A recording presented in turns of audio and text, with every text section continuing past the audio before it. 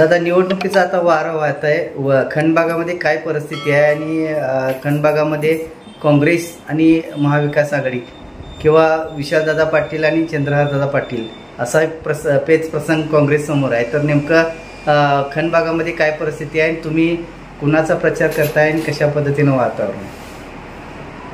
प्रथम तर मी सांगू इच्छितो की मी काँग्रेसचा उमेदवार म्हणून या महापालिकेत निवडून आलेला आहे, पण आमचे आता कौन्सिल नसल्यामुळे, प्रशासक आल्यामुळे आम्ही आता काँग्रेसचे नगरसेवक राहिलेलो नाही की ह्या टेक्निकल भाग आहे। पण आज सांगली लोकसभेचा जर विचार करायचा झाला तर अख्ख्या महाराष्ट्रात नव्हे अख्ख्या देशात ह्या लोकसभेच्या जागेचा चर्चा आहे। यासाठीच आहे की आजपर्यंत ही जागा काही अपवाद वगळता काँग्रेसकडेच होती आणि काँग्रेसला स्वातंत्र्यापासून साथ देणारी जागा म्हणून ही लोकसभेची जागा ओळखली जाते। पण काही कुठं राजकारणाच्या नीतीमुळे ही जागा अन्य पक्षाला सोडण्यात आलेली आहे। आमचे नेते विशालदादा पाटील मागची इलेक्शन लढले, काही कारणाने ते हारले, पण त्यांच्याकडे हात हे चिन्ह नव्हतं। यावेळेला तर ते पूर्ण 5 वर्ष या कामात होते, त्यांना वारसा आहे, वसंतदादांचा वारसा आहे, तरी त्यांनी आटोकाट प्रयत्न केले, पण त्यांना यावेळेलाही बाजूला ठेवण्यात आलं की ह्या एक कूटनीतीचा भागच आहे। पण यावेळेला नक्की दादा घराण्यावर अन्याय केला जात आहे आणि तो जाणून बुजून केला जात आहे की दादा घराणं संपवलं जाते।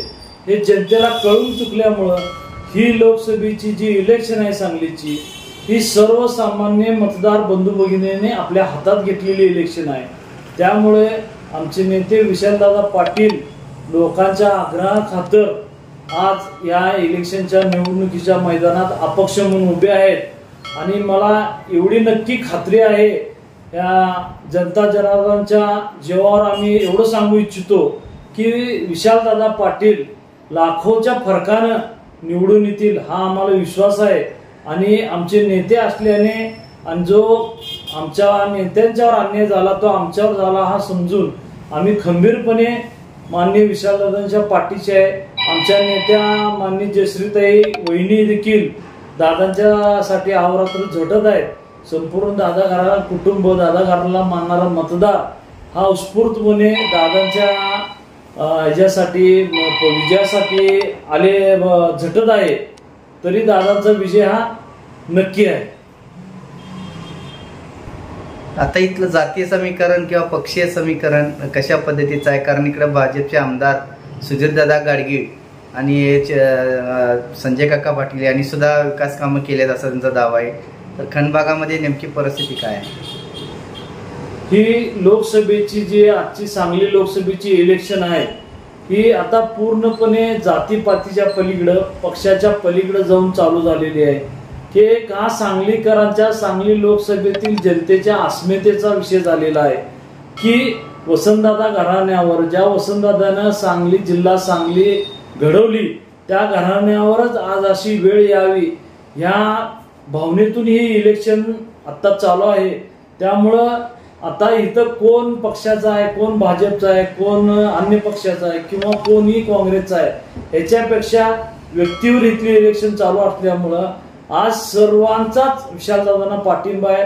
तर कुणीही पक्षभेद सर्वांनी विसरून विशालदादाला पाठिंबा दिलेला आहे। त्यामुळं नक्की म्हणजे नक्की विशालदादांचा विजय हा ठरलेला आहे। आता खंडभागामध्ये कशा प्रकारे प्रचार चालू आहे? आणि खंडभागात माननीय जयश्रीताई पाटील हे प्रचारला आघाडीवर आहेत, तसंच विशालदादांच्या मिसेस पूजाताई हे आघाडीवर आहेत। विशालदादांनी इलेक्शन लागायच्या आधीपासूनच ह्या भागात संपर्क ठेवलेला आहे किंवा आम्ही नगरसेवकांच्या माध्यमातून बैठका घेणे किंवा छोट्या छोट्या बैठका असू देत किंवा पॉम्पलेट वाटणे, लोकांच्या गाठीबिटी घेणे, लोकांच्याबद्दल ज्या शंका आहेत त्या मनातून दूर करणे। आमचं विशालदादांचं चिन्ह हे लिफाफा असल्यामुळं हे लोकांच्यापर्यंत पोहोचवायचं काम चाललेलं आहे। ते आत्ता लोकांच्यापर्यंत पोहोचलेलं आहे, पण लोकांनी लिफाफा हा चिन्ह विशालदादांचा असल्याने त्याच्या पुढचं बटन दाबून विशालदादांना मतदान करून त्यांना बहुमताने निवडून आणावं असा एक माजी नगरसेवक म्हणून मी या प्रभागातील सर्व लोकांना पुन्हा एकदा विनंती करत आहे। तुम्ही काँग्रेसचे ज्येष्ठ कार्यकर्ता आहात, तर नेमकं दादांच्या विशालदादांच्या उमेदवारीपासून ते तिकिटापर्यंत जे काही राजकारण झालं त्याबाबत तुम्हाला काय वाटते? मी या पूर्ण प्रक्रियेत होतो किंवा आपल्या माध्यमातून हे सर्व मी बघत होतो की याच्यात कुटील राजकारण झालेलं आहे की विशालदादा हे उमद नेतृत्व आहे, ते नक्कीच पुढे त्यांना मोठं भविष्य आहे. त्यांची अडचण काही नेत्यांना होत असल्यामुळं विशालदादांना किंवा वसंतदादा घराण्याला मागं टाकलं पाहिजे आणि हे पुढे यायला नाही पाहिजे राजकारणात. ह्या दृष्टीने बऱ्याच खेळी झालेल्या आहेत, पण त्या खेळी त्या नेत्यांच्या त्या लोकांच्या आज अंगलटी आलेल्या आहेत. त्यामुळेच ह्या लोकांनी ह्या जनतेने हे इलेक्शन हातात घेऊन विशालदादांना विजय करायचं निश्चित केलेलं आहे. आता काँग्रेसमधीलच आपले विश्वजित कदम साहेब चंद्रहार पाटील साहेबांचा प्रचारात सक्रिय आहे, तर त्याचा इफेक्ट आपल्या खंडबागावर काय होईल? जरी आमचे नेते विशालदादांचे एक मिनिट, आमचे नेते विशालदादा अपक्ष उभारले असतील तरी ह्या तिकीट मागणीसाठी माननीय विशालदादा आणि विश्वजित कदम हे एकत्र पक्षाकडे मागणी करत होते. दिल्ली, मुंबई, नागपूर या ठिकाणी सर्वजण एकत्र फिरत होते आणि प्रामाणिकपणे विश्वजित कदम साहेबांनी विशालदादांसाठी प्रयत्न केला. पण काही अन्य नेत्यांच्यामुळं त्याला खो बसलेला आहे. पण माननीय विशालदादांच्या मनात देखील असंच होतं की विशालदादांना तिकीट मिळावं व ते विशालदादांना निवडून आणण्याची हमी विश्वजित दादांनी घेतली होती.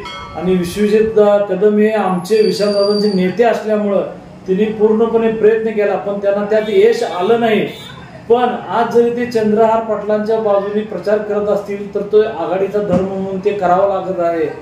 पण आम्हाला विश्वास आहे की जरी ते करत असतील तर त्यांचे आशीर्वाद हे विशालदादांच्या मागे आहेत. सर्वसामान्य जनतेला तुमचं काय आव्हान राहील? सर्वसामान्य जनतेला माझं एवढंच आव्हान राहील, विनंती राहील की आपल्या सांगलीच्या अस्मितेचा प्रश्न आहे, वसंतदादा घराण्याचा प्रश्न आहे की जे प्रामाणिक काम करतात. आज माझ्यापेक्षाही ज्येष्ठ लोक इथं आहेत की ज्यांनी वसंतदादा घराण्याचं राजकारण बघितलेलं आहे, समाजकारण बघितलेलं आहे. त्यामुळे या सर्व जनता जनार्दनांना माझी विनंती आहे की येणाऱ्या 7 तारखेला विशालदादांच्या लिफाफा चिन्हापुढे बटन दाबून विशालदादांना प्रचंड मतानं निवडून द्या. हे आता आपल्यासोबत होते उत्तम साखळकर साहेब यांनी हेच सांगितलं की जरी विश्वजित कदम साहेब आता चंद्रहार पाटील यांचा प्रचार करत असतील तरी त्यांचा आशीर्वाद हा विशालदादांच्याच पाठीशी आहे. तिसरा डोळा न्यूजसाठी सतीश चव्हाण, सांगली. यूट्यूबवर सर्च करा तिसरा डोळा. तिसरा डोळा चॅनलला सबस्क्राईब करा.